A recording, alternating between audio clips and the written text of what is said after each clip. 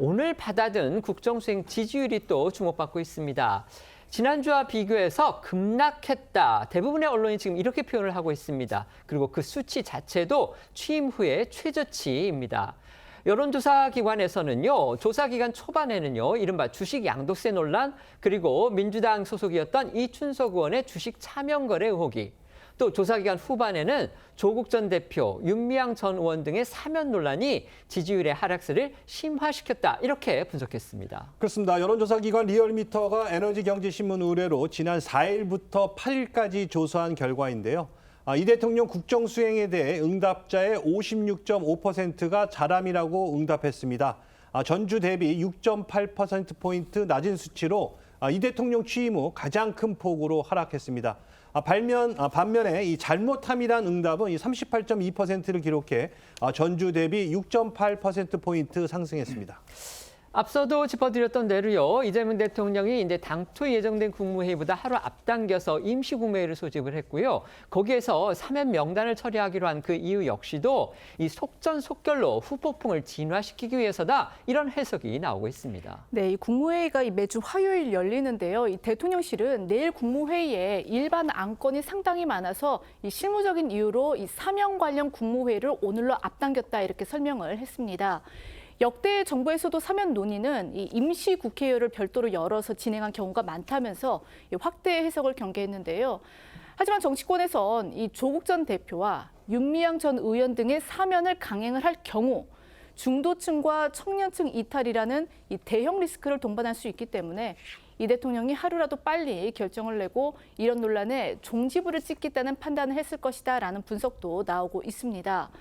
실제로 오늘 정의당에서는요, 이 객관적 기준과 공감대가 결여된 광복절 특사를 반대한다라는 성명을 내는 등 이 범여권 일각에서도 반대 목소리가 나왔습니다. 여당 내부에서도 취임 후 첫 사면에 특정 정치인을 넣는 것은 부적절하다, 이런 지적도 나왔습니다. 이런 부분도 이 대통령에겐 부담이 됐을 것으로 보이는데요. 이 범여권에서 나온 목소리 들어보시겠습니다.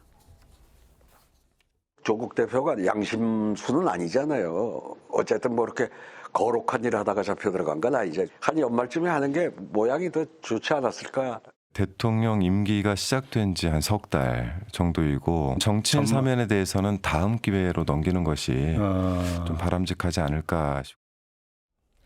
물론 이제 최종 확정 명단을 저희가 지켜봐야 되겠지만요. 현재로서는 조국 전 대표 등이 포함되는 이 법무부의 사면 심의 통과 명단, 이걸 이재명 대통령이 그대로 수용하지 않겠느냐, 그런 관측이 우세합니다.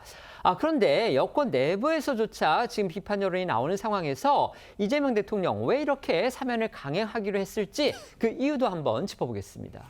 네, 무엇보다 진보 성향의 시민단체부터 문재인 전 대통령까지 공개적으로 조국 전 대표 사면을 요구해온 상황이라 이재명 대통령 입장에서는 중도층 이탈 우려에도 불구하고 주요 지지층이라고 할 수 있는 범여권 여론을 먼저 챙길 수밖에 없었을 거란 해석이 힘을 얻고 있습니다. 국민의힘에서는 지난 대선에서 조국 혁신당이 후보를 내지 않고 이 대통령을 공개적으로 지지했던 만큼 이 대통령이 이른바 보은을 위해 사면을 결정했다고 보고 있는데요. 국민의힘은 그러면서 이 대통령이 본인 결정에 떳떳하면 오늘 국무회의를 생중계하라고 촉구했는데 대통령실은 오늘 이 대통령 모두 발언 없이 비공개로 진행할 방침으로 알려졌습니다. 국민의힘 목소리도 들어보겠습니다. 이 대통령은 본인의 결정에 떳떳하다면 국무회의를 생중계하도록 지시하십시오. 국민은 국무회의에서 누가 무슨 이유로 두 사람에 대한 사면에 찬성했는지, 이 대통령은 어떤 생각을 갖고 있는지 알 권리가 있습니다.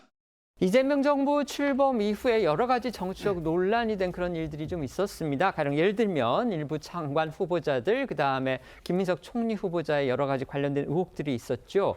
하지만 그 이재명 대통령은 강선우 후보자라든지 그다음에 민정수석, 그다음에 교육부총리로 내정됐던 그런 분들 몇몇을 제외하고는 다 강행을 했습니다. 최근에는 심지어 막말 논란으로 정말 막말의 화수분이다, 이런 비판적 평가까지 받았던 최동석 인사혁신처장도 계속 지금 유임시키고 있습니다.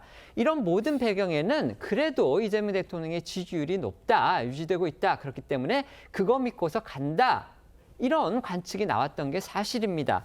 그런데 오늘 나온 그 국정 지지율, 그러니까 대통령의 직무 수행에 대한 여론의 평가, 국민의 평가를 보니까 일주일 만에 6.8%포인트. 정말 이건 급락이라고 할 수가 있습니다. 그리고 현 정부 들어서, 새 정부 들어서 가장 낮은 국정 지지도를 보인 겁니다. 그럼에도 불구하고 오늘 이재명 대통령 잠시 후에 열게 될 국무회의에서 지금 일부 논란이 된 인사죠. 조국 전 조국혁신당 대표라든지 윤미향 전 국회의원에 대해서 사면화를 밀어붙일 그런 지금 분위기를 보이고 있습니다.